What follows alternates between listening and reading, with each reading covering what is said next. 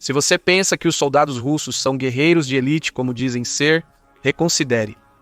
Após 2 anos e meio de combate contra um inimigo considerado inferior, as tropas russas revelaram seu despreparo. As forças ucranianas conquistaram mais terras russas em 1 mês do que a Rússia conseguiu capturar em 7. Então, o que está dando errado para os russos? Simples, eles são soldados. Hoje analisamos como esses recrutas mal treinados se comparam ao exército mais poderoso do mundo, os Estados Unidos. Spoiler, eles não conseguem.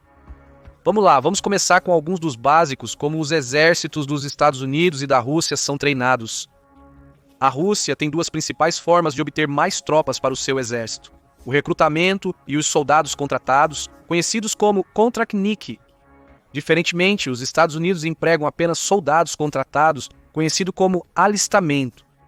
Contudo, o alistamento militar nos Estados Unidos e na Rússia difere significativamente entre as 2 nações. Nos Estados Unidos, o primeiro passo para se tornar um soldado é passar pelo treinamento básico de combate. O processo tem duração de 10 semanas, com recepção e testes físicos na primeira. Dividido em 4 fases distintas, onde os recrutas são treinados mental e fisicamente para suas funções dentro dos Estados Unidos. Exército. Durante as primeiras semanas do treinamento básico de combate, os recrutas são supervisionados de perto pelos sargentos instrutores, focando em incutir hábitos essenciais, disciplina, trabalho em equipe e as tradições do exército dos Estados Unidos. As fases subsequentes focam no desenvolvimento das habilidades práticas do recruta, como combate corpo a corpo, manuseio de armas e familiarização com equipamentos e habilidades de combate real. As últimas 3 fases possuem testes ou exercícios de campo que os recrutas precisam passar para avançar. Caso contrário, são obrigados a repetir a fase com o próximo grupo, prolongando o treinamento básico de combate. Depois do treinamento básico, o Exército dos Estados Unidos oferece o treinamento individual avançado, onde os graduados podem escolher ou serem designados para diferentes ramos ou posições dentro do Exército. O treinamento básico de combate é altamente personalizado, com base na posição ou trabalho almejado pelo recruta, e alguns têm equivalentes civis. Para o soldado básico, o treinamento avançado de infantaria pode durar de 4 a 52 semanas em uma das escolas de infantaria do país. Em relação a funções terrestres similares, a tripulação de blindados, engenheiros de combate e batedores de cavalaria recebem de 14 a 22 semanas de treinamento. Ademais, essas funções podem concluir seu treinamento básico e avançado em um único programa, o treinamento de unidade em uma estação ou One Station Unit Training.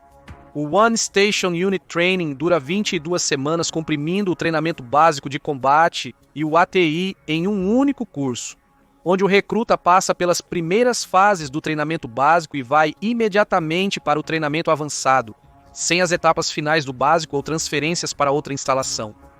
O processo permite que um recruta complete seu treinamento em um único local, com sargentos e instrutores compartilhados entre as 2 fases.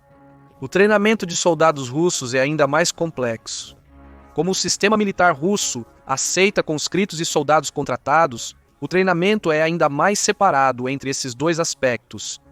Os conscritos passam por 1 a 2 meses de treinamento básico semelhante, porém menos intensivo que o treinamento básico de combate do Exército dos Estados Unidos. Em seguida, os conscritos realizam treinamentos especializados de 3 a 6 meses, conforme a posição que ocuparão posteriormente. Porém, os conscritos geralmente não devem ver combate ativo, já que a conscrição dura apenas 1 ano e pode mudar significativamente a composição da unidade. Por outro lado, os soldados russos contratados passam por treinamentos mais especializados e extensos. O treinamento básico, conhecido como treinamento intensivo de armas combinadas, dura apenas 4 semanas, enquanto nos Estados Unidos são 10 semanas. A fase termina com um evento de 4 dias para preparar o recruta para o serviço ativo ou treinamento adicional. Após isso, os soldados contratados passam por um treinamento especializado de acordo com seu papel, que geralmente leva alguns meses. Os soldados contratados na Rússia geralmente recebem um nível de treinamento de combate similar aos recrutas do Exército dos Estados Unidos durante seu primeiro ano, nos programas One Station Unit Training, ou ATI. Contudo, o treinamento russo geralmente inicia e finaliza com as necessidades da unidade e simulações de combate com fogo real. O treinamento no exército russo visa ensinar aos recrutas os princípios básicos de combate, e a adesão às regras e táticas militares usadas pelos oficiais durante o serviço ativo. Embora abrangente, um dos contratempos mais comuns deste método é a falta de espaço para adaptação. Como as unidades são treinadas independentemente e recebem a maioria das direções do comandante direto, há pouca cooperação entre diferentes unidades ou ramos das Forças Armadas, principalmente em campo. Isso levou a um número surpreendente de problemas para a Rússia ao longo dos anos. Em 2016, alguns oficiais foram demitidos do exército por alegarem que certas unidades receberam mais treinamento do que outras. A verticalidade na cadeia de comando russa significa que as tropas recebem instruções vagas e pouco claras dos comandantes superiores, especialmente em termos de responsabilidade e progressão. Enquanto isso, os oficiais da unidade podem interpretar incorretamente essas instruções da forma que julgarem apropriada se não houver supervisão adequada. Para aliviar o problema, em 2017, foi criada uma reforma do Estado-Maior, visando reduzir o número de recrutas e permitir que eles se tornem soldados contratados de forma mais eficiente. Isso deveria criar uma experiência menos polarizada entre soldados contratados e recrutas, em teoria. No entanto, o cerne do problema permanece na estrutura de treinamento altamente descentralizada do exército russo. Sem um comando unificado e protocolo de treinamento, cada unidade fica a cargo do comandante, perpetuando problemas devido à menor duração do serviço militar e reconvocação constante.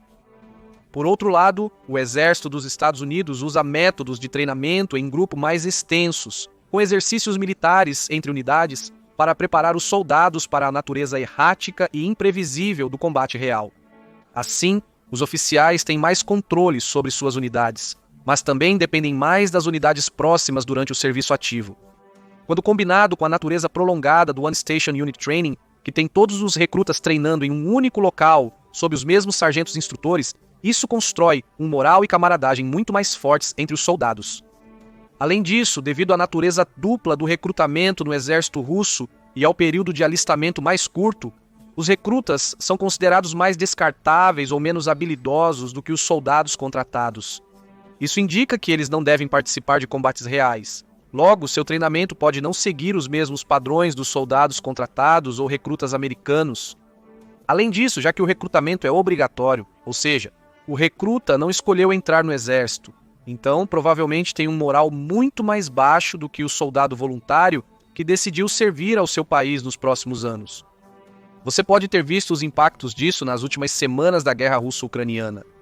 O exército russo ocupou o norte da fronteira com a Ucrânia, principalmente com recrutas, soldados com menos treinamento em comparação às tropas ocidentais, incluindo os ucranianos. Esta é uma das principais razões pelas quais a Ucrânia conseguiu alcançar o escopo das vitórias que teve na região de Kursk.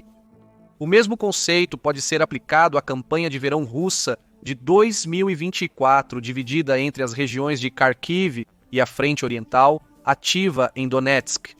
O exército russo usou tropas menos experientes para invadir Kharkiv, onde se baseou principalmente em táticas de infantaria. O resultado da campanha de verão foi a Rússia acumulando mais de 1.200 baixas por dia, totalizando cerca de 70 mil soldados perdidos nos 2 meses que a campanha durou extraoficialmente. Ao discutir o treinamento de soldados, é crucial também abordar a questão dos tempos de serviço. Nos Estados Unidos, um soldado deve assinar um compromisso de 8 anos, dividido entre serviço ativo e reserva. O tempo mínimo de serviço ativo é de 2 anos, período em que o soldado pode ser destacado a qualquer instante. Geralmente, os soldados servem por 4 anos e depois cumprem mais 4 na reserva. Sim, um soldado pode realistar após o primeiro contrato. Por outro lado, se o recrutamento russo dura 1 ano, eles podem renovar o serviço militar e se tornarem soldados contratados, prolongando o compromisso e ganhando mais dinheiro. O compromisso de um soldado dura 3 anos, podendo ser renovado se necessário. A grande diferença nos compromissos de serviço entre os exércitos dos Estados Unidos e os exércitos russos significa que os Estados Unidos possuem uma vantagem considerável ao preparar seus soldados para o combate real. Com a conscrição quase obrigatória, cerca de 1/3 da população viável é chamado anualmente para servir no exército russo, resultando em alta rotatividade das tropas. Isso é especialmente notável nos primeiros anos de serviço militar. Se um recruta não se alistar como soldado contratado, então ele tem apenas 1 ano de experiência no exército, e mesmo isso pode não ter o levado ao par. Já os soldados contratados são encorajados a se realistar algumas vezes, mas sem garantia. Neste sistema, a Rússia acaba tendo um número muito limitado de pessoas que realmente se alistaram para o exército, especialmente em comparação com o número total de tropas. Para piorar, como os recrutas são geralmente vistos como menos dispostos e incapazes, e não se espera que sejam implantados em combate ativo sem assinar um contrato, seu treinamento inicial pode variar muito entre as unidades. Apesar dos comandantes desejarem garantir tempo suficiente para treinar adequadamente os recrutas, a constante chegada de novos soldados a cada 6 meses, dados 2 períodos de recrutamento anuais, significa que um novo lote de recrutas é misturado com os mais experientes para treinamento. Consequentemente, os soldados contratados podem não receber treinamento adequado para missões de combate, pois o comando pode carecer de pessoal ou tempo para oferecê-lo. Portanto, é seguro dizer que o sistema dos Estados Unidos visa criar soldados mais experientes e com melhores laços com sua unidade. O sistema de treinamento americano é mais centralizado, usa para treinamento básico de combate e One Station Unit Training, permite muito mais supervisão e controle sobre como os soldados saem do treinamento básico e entram no serviço militar ativo. Vamos além do treinamento dos soldados e discutir o equipamento que cada um leva para que frente de batalha.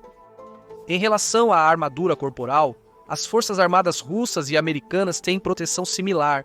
O colete modular escalável dos Estados Unidos, com inserções Enhanced Small Arms Protective Insert de cerâmica, é semelhante em aparência e absorção de choque aos coletes russos 6B-43 e 6B-45, usados na mais nova iteração do sistema de kit de infantaria Ratnik II, que também usa placas de cerâmica.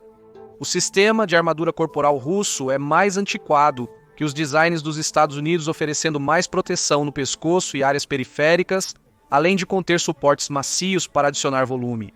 Apesar de, em teoria, isso oferecer mais proteção ao soldado, na prática, o design dos Estados Unidos permite maior manobrabilidade em campo, crucial para os soldados americanos no Oriente Médio durante a guerra contra o terrorismo. Os Estados Unidos também têm adotado uma abordagem mais personalizada para pedidos e designs de coletes, tornando-os menos genéricos e mais adaptados a situações específicas, além de substituir inserções de placas de cerâmica por aço. O aço apresenta prós e contras quando comparado à cerâmica. Por outro lado, placas de aço são mais fáceis de produzir e não quebram completamente ao impacto de um tiro de rifle, permitindo capturar potencialmente mais projéteis. Por outro lado, as balas tendem a estilhaçar e espalhar a própria placa, aumentando a quantidade de estilhaços que podem perfurar a camada interna da armadura e causar danos. Além disso, placas de aço costumam ser muito mais pesadas que as cerâmicas para o mesmo nível de proteção. O excesso de peso é um problema constante para os soldados modernos, pois a carga de combate aumentou nas últimas décadas.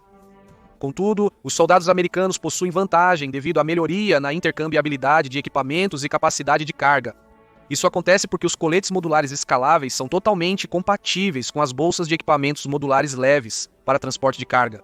Isso permite que os soldados obtenham kits personalizados para cada missão, sem alterar a armadura corporal básica e o equipamento que carregam. Isso pode ser um benefício significativo que permite aos soldados perder peso em confrontos, já que o equipamento moderno do soldado americano pode pesar mais de 40 kg para a carga de combate e cerca de 63,5 kg para a carga de aproximação. Em termos de equipamento, os soldados americanos geralmente carregam mais do que as tropas russas. Contudo, isso pode ser explicado pelos casos prévios de guerras modernas com tropas americanas, todas ocorridas no exterior. O exército russo é principalmente voltado para a defesa nacional, apesar da ironia de atualmente estar invadindo um país vizinho. Porém, a diferença mais notável em equipamento pode ser o rifle padrão dos exércitos. Do lado dos Estados Unidos é o M4A1, que logo será substituído pelo XM7.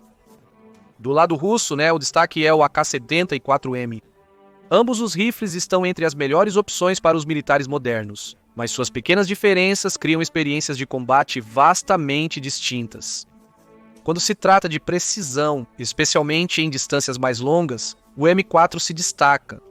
Isso se deve em parte ao menor recuo do rifle em comparação ao AK, dando ao soldado uma mira mais estável para combates prolongados. O AK, porém, é muito mais resistente em combates prolongados. Seu design mais simples e robusto o torna mais funcional após disparar centenas de rodadas em curtos períodos, enquanto dizem que o M4 queima. O foco na praticidade do AK também é destacado pelo fato de o rifle ser quase impossível de travar.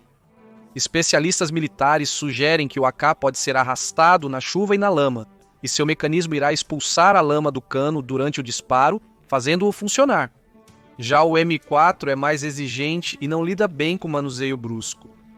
Contudo, o M4 se sobressai por ser mais silencioso e adaptável aos usuários, especialmente por conta de diversos complementos aplicáveis.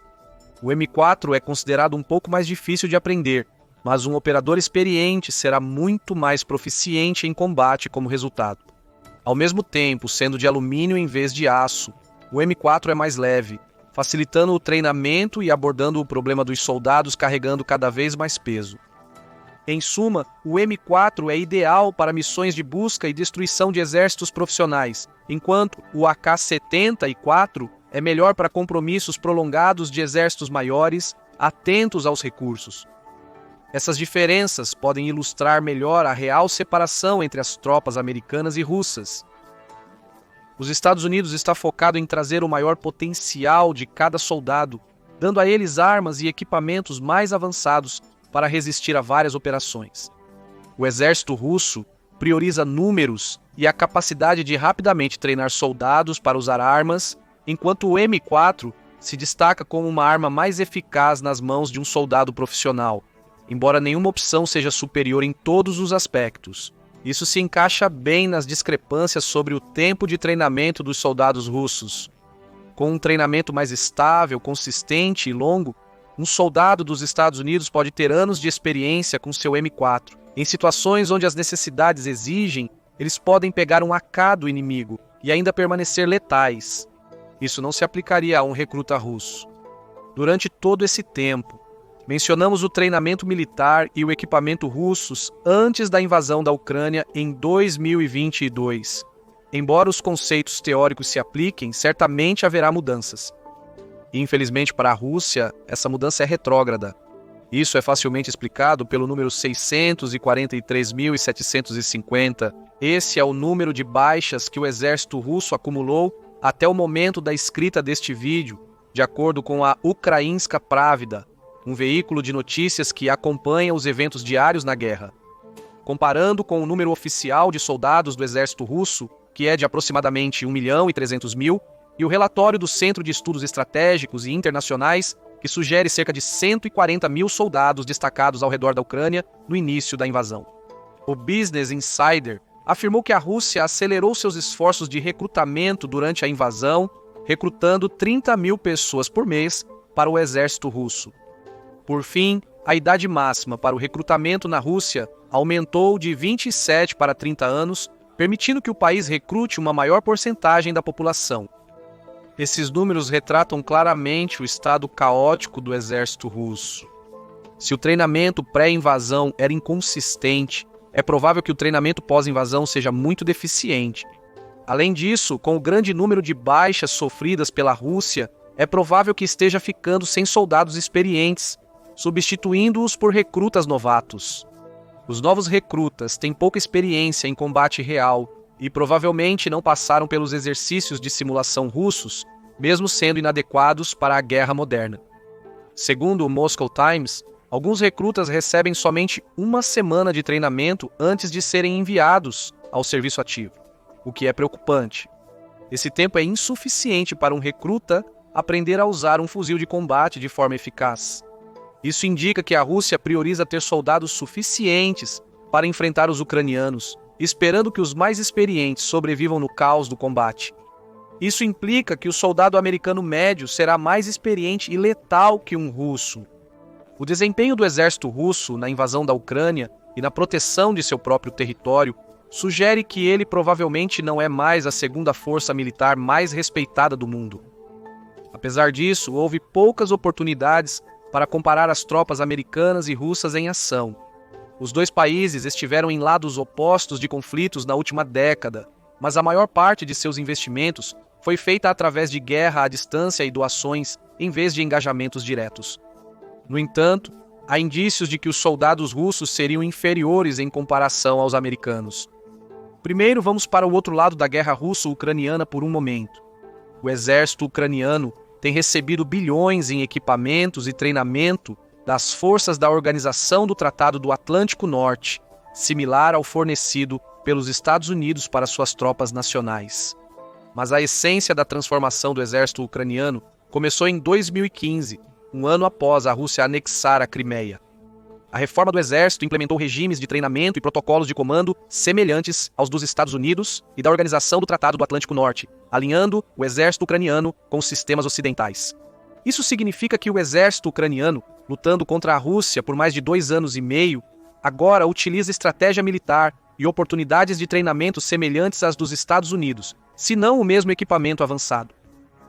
Além disso, a perda da Crimeia e o conflito em andamento em Donbás, desde 2014, deram às altas patentes do exército ucraniano uma década de experiência em combate ativo. Um soldado ucraniano, combinado com o treinamento baseado nos Estados Unidos, é o mais próximo de um soldado americano que a Rússia enfrenta atualmente. A Ucrânia, mesmo com menos soldados que Estados Unidos ou Rússia, conseguiu resistir a um ataque de um inimigo muito mais forte. Para a segunda maneira de determinar como os soldados dos Estados Unidos podem se comparar aos russos, vamos um pouco mais para o passado e para o envolvimento por procuração mencionado. É fevereiro de 2018 na Síria. As forças especiais dos Estados Unidos foram convocadas para apoiar as forças democráticas sírias na luta contra o Estado Islâmico do Iraque e Síria. O grupo Wagner, uma empresa militar particular da Rússia, apreendeu campos de petróleo e gás na Síria para enfraquecer o governo do país e impedir a resistência. Uma equipe de 40 soldados das forças especiais com 3 MATVs e um caminhão meio anfíbio para resgate de pessoal foi montada em uma refinaria que a empresa Wagner decidiu ocupar como sua mais recente conquista. Wagner avançou com 27 veículos blindados, incluindo 10 tanques e cerca de 500 soldados. Analisando apenas os números, seria fácil presumir que a equipe dos Estados Unidos seria destruída se a Wagner usasse seus tanques e o contingente de suas tropas. O ocorrido foi provavelmente um milagre. Os tanques de Wagner seguiam errando os veículos americanos. Forças especiais dos Estados Unidos enviaram 2 pares de helicópteros Apache para o local e Wagner tinha um canhão antiaéreo Zu-32. Segundo o relatório do War Horse, as forças especiais dos Estados Unidos não tiveram baixas no ataque. Por outro lado, 9 dos 10 tanques de Wagner foram destruídos, com relatórios sugerindo que entre 100 e 300 soldados morreram. Um veterano de Wagner no local sugeriu que eles os despedaçaram e derrotaram como se fossem insignificantes. A cena demonstrou o controle e as táticas avançadas que o exército dos Estados Unidos poderia usar em um conflito hipotético contra a Rússia, apesar da disparidade entre as forças especiais e os soldados regulares. Por fim, outra peça do quebra-cabeça na comparação entre as tropas dos Estados Unidos e da Rússia são as táticas de pelotão mecanizado. Os pelotões mecanizados americanos são mais estruturados e resistentes que os análogos russos. Uma das principais diferenças vem do equipamento militar americano. Por todas as contas, os veículos blindados modernos dos Estados Unidos são muito superiores aos veículos russos. Compare o Bradley americano com o veículo de combate de infantaria russo, por exemplo. O Bradley possui mais armadura no chassi, um sistema digitalizado de gerenciamento e comunicação de batalha, e pode carregar 50% mais mísseis contra tanques inimigos. Além disso, os Estados Unidos usam 4 veículos por pelotão, comparado aos 3 da Rússia. Se a Rússia perder um veículo, o que é provável devido à blindagem inferior dos seus tanques e veículos blindados e à capacidade dos Estados Unidos de fornecer mais mísseis, um pelotão perderá 1/3 de seu poder de fogo mecanizado. Perder mais um veículo limita o controle do campo de batalha a apenas um veículo. Os Estados Unidos possuem equipamentos militares avançados e estão preparados para utilizá-los de maneira mais ofensiva. A Rússia não se compara nesse quesito. Embora um soldado de infantaria seja considerado a espinha dorsal de qualquer exército, a guerra moderna mostrou que o avanço tecnológico em veículos e combate impessoal de longo alcance está tendo um impacto maior. A Ucrânia é um exemplo principal, colocando a Rússia em xeque principalmente com drones e mísseis doados pela Organização do Tratado do Atlântico Norte. Mas o que você acha? Deixe-nos saber na seção de comentários abaixo e obrigado por assistir. Confira Atire para Matar para ver quantos soldados conseguem fazer isso. Ou assista a este outro vídeo.